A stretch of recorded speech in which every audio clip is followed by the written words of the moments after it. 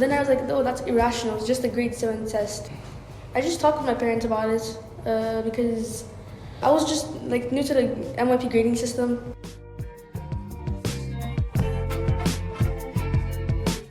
I've noticed that kids who struggle with failure are oftentimes those kids who are a little bit more black and white thinking, who have real like, this number means passing and this number means failing.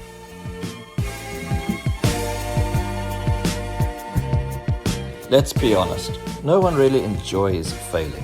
Whether it's a failed test, a missed opportunity, or a setback in sport or friendship, failure stings, and yet it's unavoidable. In fact, it's essential. But here's the issue. More and more we're seeing that young people are finding it really difficult to cope when things don't go their way.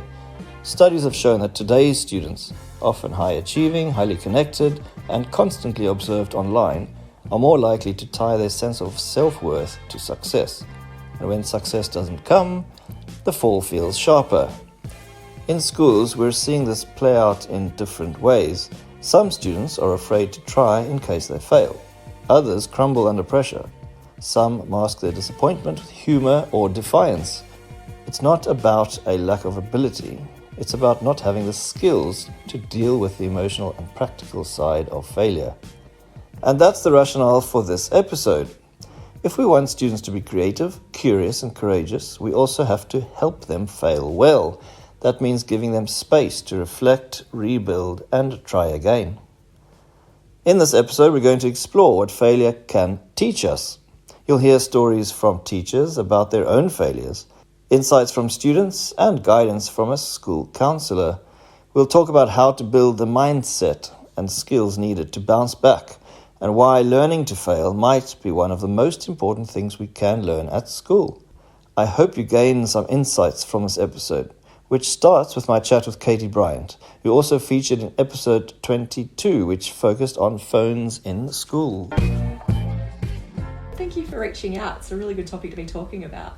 So we're hoping to get Darren, our other counsellor, involved at some stage, but he's swanning around in Switzerland on a school trip, so unlucky for him. We'll get you next time, Darren. So thanks so much for joining me to talk about something that everyone has to deal with, but not something that people necessarily would like to talk about regularly, which is, in fact, the concept of failure.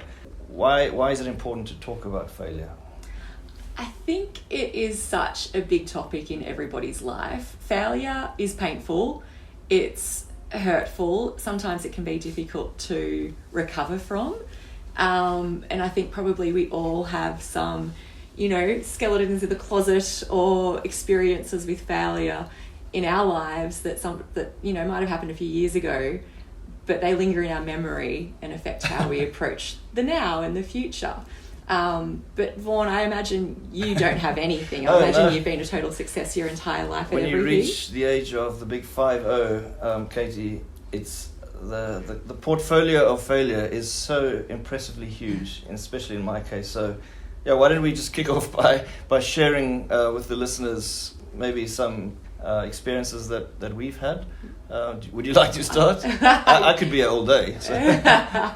Well, it's funny when you asked me this. I never really thought of my life or at different inflection points in my life as success or failure. It's just things that I got that I wanted and things that I didn't get that I wanted. Okay. But I haven't really thought about it. I never really thought about it, I failed at that or I've succeeded at that. So you'll have PTSD after this episode? Okay, yeah, you're dredging up some things. But probably the first very visceral experience for me was I tried out for a representative netball team. Okay. And what was it? I think I was number 13 on the list in a team of 12. Ooh. So that was a sense of failure of not getting into that team. And what's made it sting even more was that a friend of mine, I got a lift to all the tryouts with her and her mum. And I had to sit in the car on the way back after finding out that I didn't make the team and she had made the team. So that was that was tricky. That's probably the lingering memory of it. Yeah. Of, the success and the failure in the one car together and all these different emotions.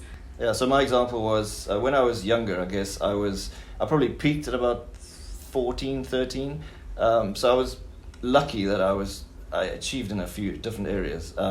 But the one area that I never achieved in at all was rugby. And of course, growing up in South Africa, it's such a big thing. I mean, it's almost like New Zealand. It's such a cultural thing. So, and I enjoyed rugby. I was just so slightly built, I guess, skinny. So I decided I would go for it and try again. I'd not been terribly successful in under 9 or under 11, but now this is under 13. So I decided to go to a practice and take part.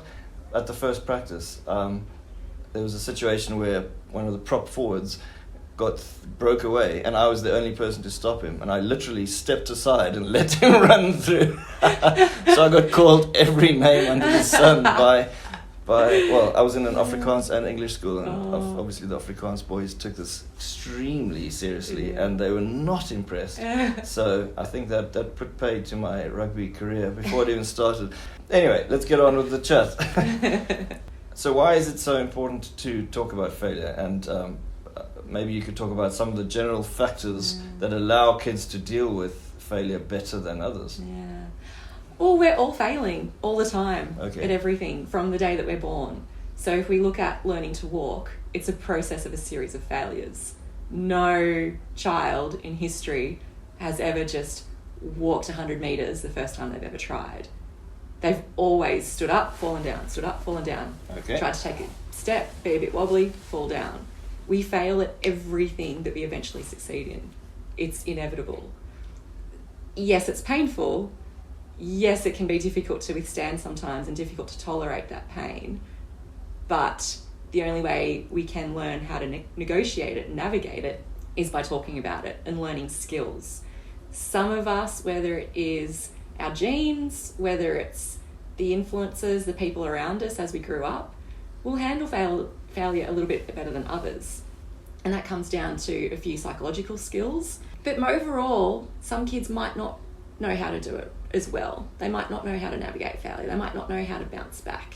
And so I think for them particularly, it's really good to learn those skills, to maybe pick up on what they were missing that the other kids got. And so they might need a little bit more targeted support in how to manage failure after it happens. Okay, so what sort of skills are we talking about?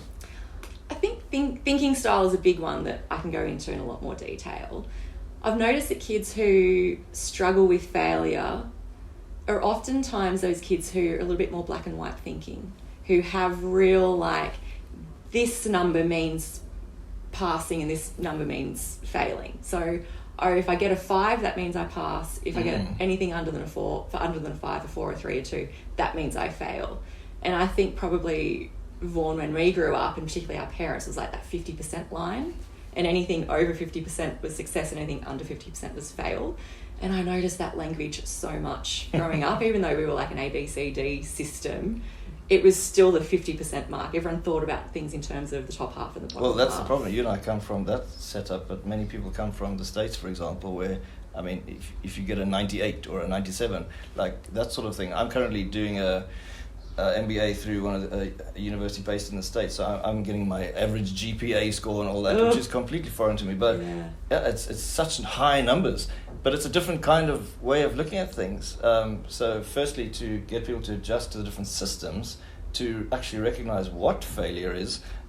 So I mean, it's a mess. I wish the whole world just had the same grading system. That would be wonderful. Make your life a lot easier for sure. Well, I guess. So actually, one of the podcasts I listen to quite a lot is Freakonomics.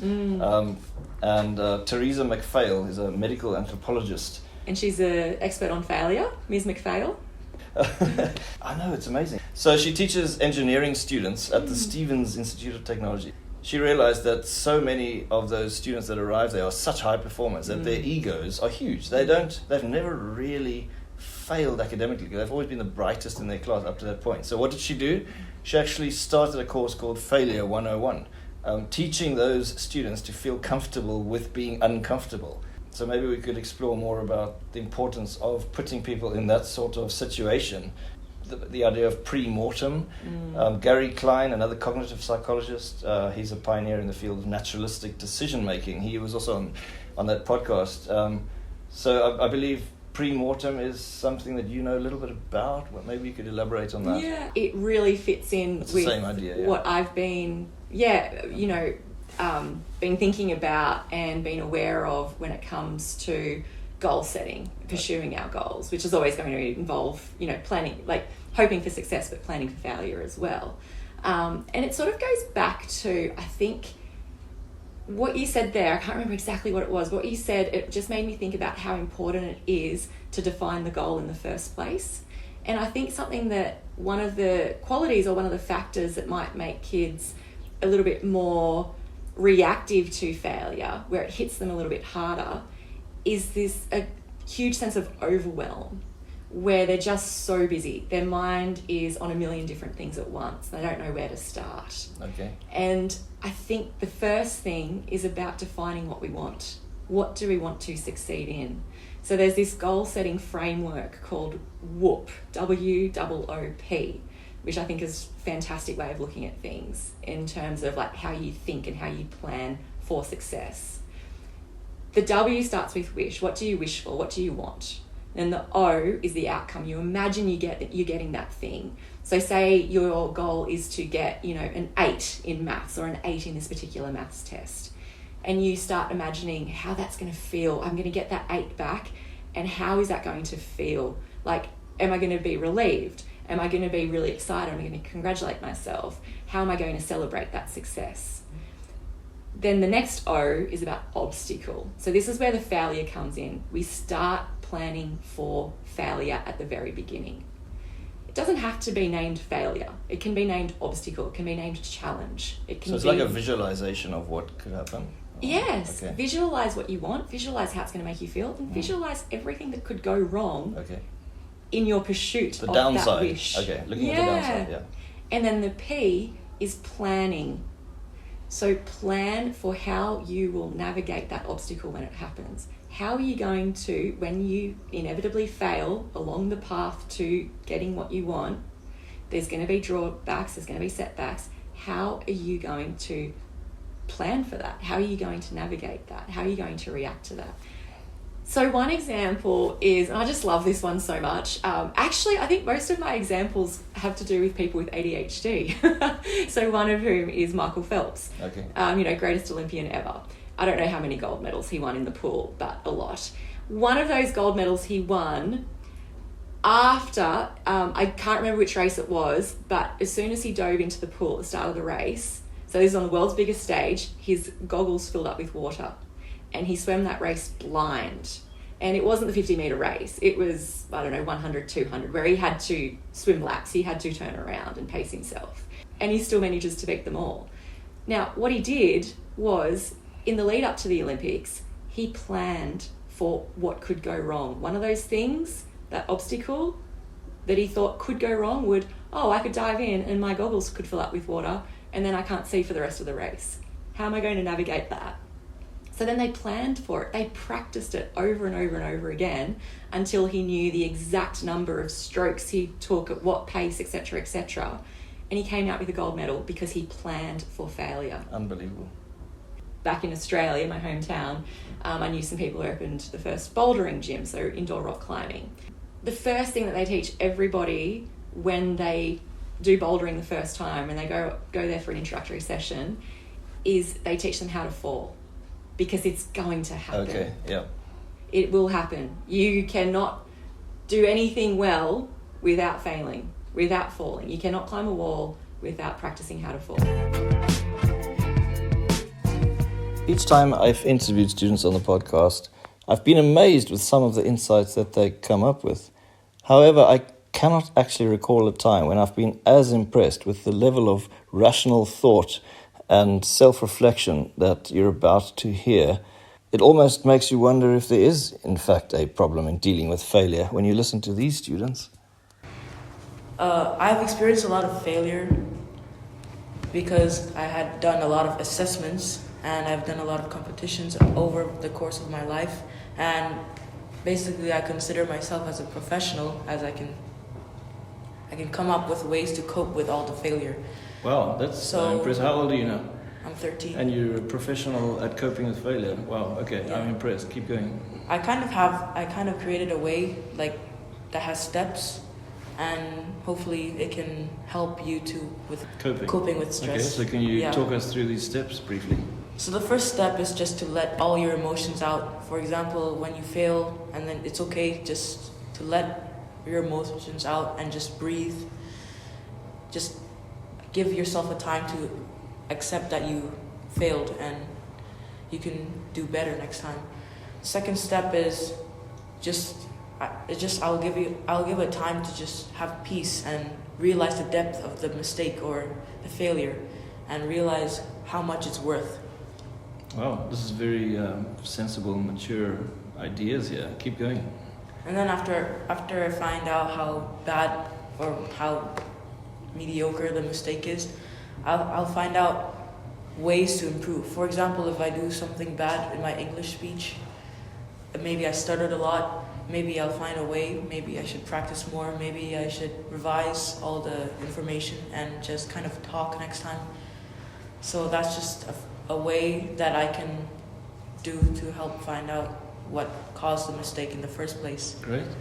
And finally, the last step is just to practice and maybe practice how you can improve. For example, if you have another English speech coming up, then you can practice. You have that chance, you have that experience to just develop from. Excellent. So if I look at the ATL skills, you've referred to a few here actually. For example, in self-motivation, practice managing self-talk and positive thinking. So it sounds like you've got a good thing going there. Did you just come up with these 4 steps now, or have you actually used them in the past? I used it in the past, but not that much. I think it will be helping for other people. Right, so moving over to these 2 girls over here. Who would like to go? Okay, go for it. I've experienced several failures in my life, whether it's in school or outside school.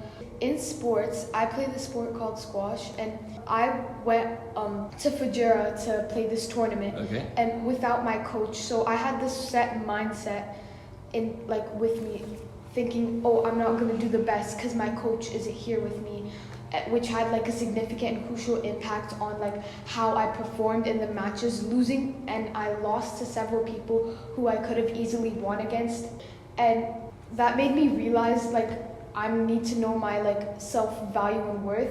Okay, so at the time it felt really bad, didn't it? But then you had a chance to reflect on it. Yeah. Okay. That situation helped me reflect a lot on how I see myself and how I value myself, and it helped me learn a lot on not to depend on other people, helping me improve myself. Wow, awesome. My biggest problem with failures and stuff, where I could name a bunch of examples, but the biggest thing that they all have in common is that when you fail something, it's not failure isn't an emotion obviously, but failure gathers up a complex amount of emotions, right? And one of the biggest ones I think people feel, especially at this age, while they're in their adolescence phase where their brain is still developing, is guilt. Okay. They feel a lot of guilt towards themselves because failing is when you practice for tests and then you realize, oh, I practiced the wrong chapter, there was something completely different, right? When you get your test paper back, you just feel a lot of guilt to yourself because it's not really on anyone else, because you kind of know that you can blame your teacher, you can blame your parents, but it was you. A lot of people feel like that, when a lot of the time it isn't that, because especially now, a lot of things that teenagers feel is 10 times more intense than adults, so, and we don't really know how to control those emotions yet. Okay. So it's very honest, yes? Yeah, it's parents, the way they can cope with their own stress, they've been around for so long, but us, we don't really know how to handle ourselves. If we're in the middle of a test and we're overthinking, one thing that always helps me is thinking this is not going to matter to me in a month's time. Genuinely, I sometimes realize my life isn't ending at the end of 7th grade, right? I still have an entire lifetime to go. One test is really not going to define me. And for some people it's harder to think that, but for me too sometimes. But when I get a bad grade or a bad result, I'm there's so many more times I can do this. It's genuinely not the end of the world. So I think just in all these examples, there are just such good reasons to approach failure, to learn about failure. And it's okay to fear it, but it's more important to have confidence in yourself that you can overcome it. That failure is not something that you need to avoid at all costs. approach it, relish it, aim for success, but plan for failure. Okay, very wise words. So what signs should teachers or parents look out for when a student is struggling with failure in an unhealthy way? I mean, it might be grades, it might be something else. I think the words that they say is so important, because that shows you what they're saying to themselves, their internal dialogue, their self-talk. Obviously, like high emotional reactions, like when their reaction is not really imbalanced or aligned with the scope of the failure or the scope of the challenge, when their reaction is much bigger than, you know, what the challenge is, sort of thing. Like, so one thing to look at, as I said, is about the self-talk, how they're explaining failure or success to themselves. It's called attributional style. So there are some attributional styles that are more healthy and helpful than others. So when there's a negative event that happens, like we don't get the grade we want, or we weren't selected for the hockey team, or we weren't selected for the rugby team, how do we approach that? How do we think about that? How do we explain that failure to ourselves? And the importance of having a healthy attributional style is that we have a sense of agency. It helps us have a sense of agency and hopefulness. Because if we have an unhelpful attributional style, it can lead us down the path of learned helplessness. Yes. Which is a key building block or pathway or feature of depression. So how we explain failure to ourselves is so important. And some of the ways that healthy people explain failure to themselves is they talk about it being external. So the reason why I got that poor test mark in maths was I had a really busy weekend, or that week was so full of assessments and I couldn't give enough time and effort to studying for it. I couldn't prepare as well as I wanted to because all this other stuff was happening in my world. That one day, that one test, that one match. Okay, so it was unstable. It doesn't endure. It's just a once-off. The other thing is that they attribute a negative event or a failure to something specific, not global. Not that it's going to happen all the time for everything. It's just like that maths test, that hockey game. That's all it is. It's just down to that one event. It doesn't apply across your entire life to everything that you try at. Well, we know that some kids will handle failure a little bit better than others. And what is that personality style? Personality is often, yes, it's genes, but it's also environment. Okay. So it comes from how those around them talk about success and failure. It comes from how do parents, what's the language in the family, what's the language at school about success and failure, about why this happened, why that didn't happen. So I think for those who are listening to the podcast, hopefully there's a lot of community members listening in, and maybe this is a good opportunity to reflect on what do we say to ourselves, what do we say to our children, what do we say amongst friends about who we are and our successes and our failures. How do we talk about it? Because that's what kids are tuning into. That's what they're absorbing, like wet sponges. And I notice with anxious people, and I think there's some recent research about this, is that their ability to visualize things, so their visual memory, their ability to visualize, imagine an outcome and visualize the outcome, like see it playing out like a movie. Okay. They're the ones who seem to struggle more with catastrophizing things before they happen. Yeah. Because it feels so real. Because the brain responds as though it's happening. It's not happening. It's only happening in their imagination. Yeah. But because they see it in detail, like like they're watching a movie, the brain responds to it as though it is happening. Kids with anxiety see it happening, and then their body and brain respond, and their emotions respond as if it's already happened, even though it hasn't. So I think if we can see kids who do that, who have that ability, and it's not hard to find that out. Like if you suspect a kid has this or has this ability, all you have to do is like say, imagine an apple and describe that apple to me. And how much detail they go into will tell you whether they've got, these really strong visual abilities or not. Or, are you watching a man walk a dog down the street? Describe the scene for me. And if they can describe the scene, then you know that they have this really powerful visual ability.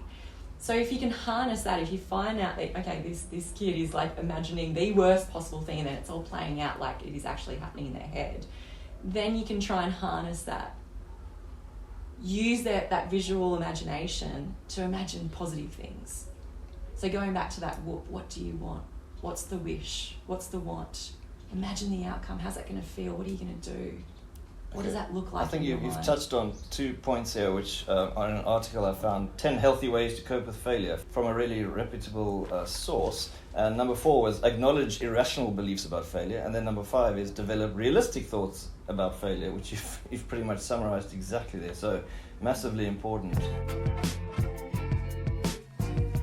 So I randomly asked one of our English teachers, Mr. Vernon, to share an example of failure from his life, which you'll find quite amusing, and also to share some insights as to how he creates an environment in his classroom where failure is not seen as a bad thing.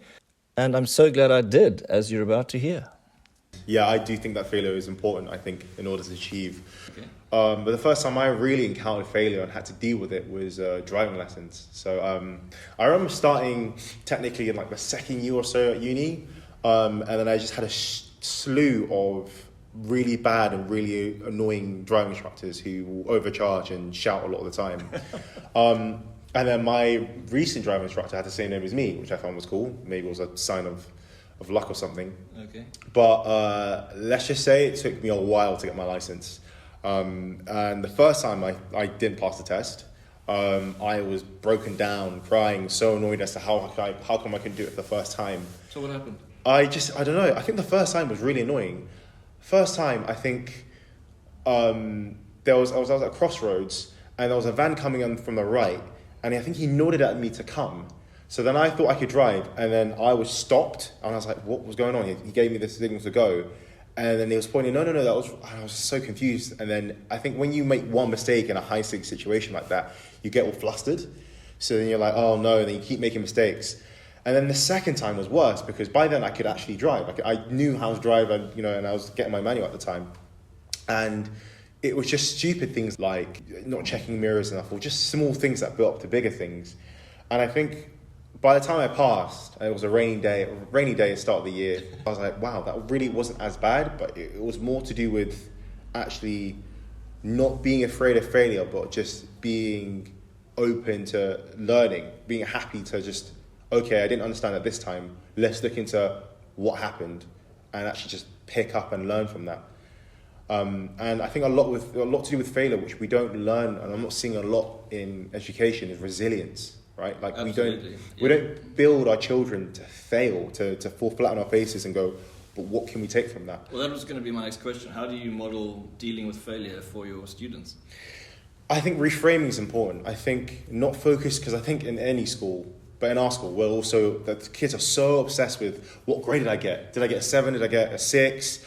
And they don't really adhere to the feedback, or rather they know they receive feedback, they're given feedback, but they don't like taking it in. They just want the final result, the finished product, and they don't realise that actually... Well, they want to have the conversation with their friends, don't they? Yeah, and they want to talk about, like, what did you get? What did you get? They don't say, what feedback did you get? And they don't take that moment to reflect and go, oh, actually, this was really good, well done, but actually this is stuff I want to focus on and build on.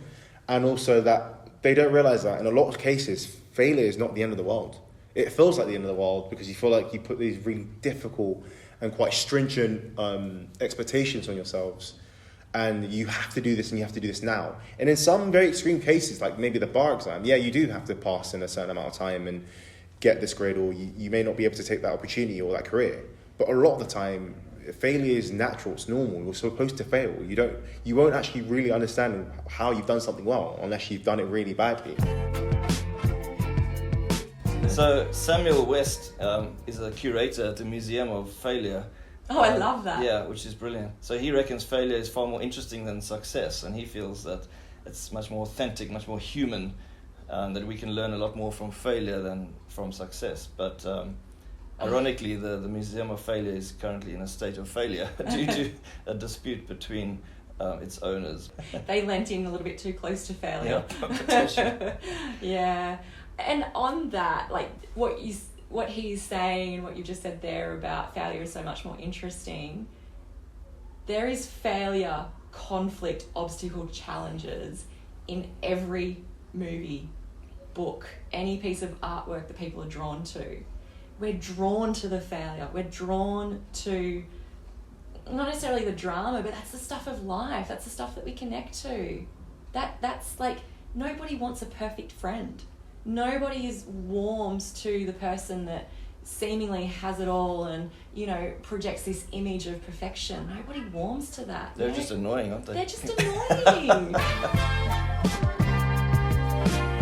There's a really interesting person called David Goggins. Some people listening to this might have heard about him already. I heard him first on an Andrew Huberman podcast and then in other various avenues, and he's fascinating to listen to. I don't necessarily agree with everything that he says, but his passion for failure is incredible to listen to. Okay. There are a lot of expletives, so there is a language warning that goes along with any of his videos or any of his speeches, but he's fascinating.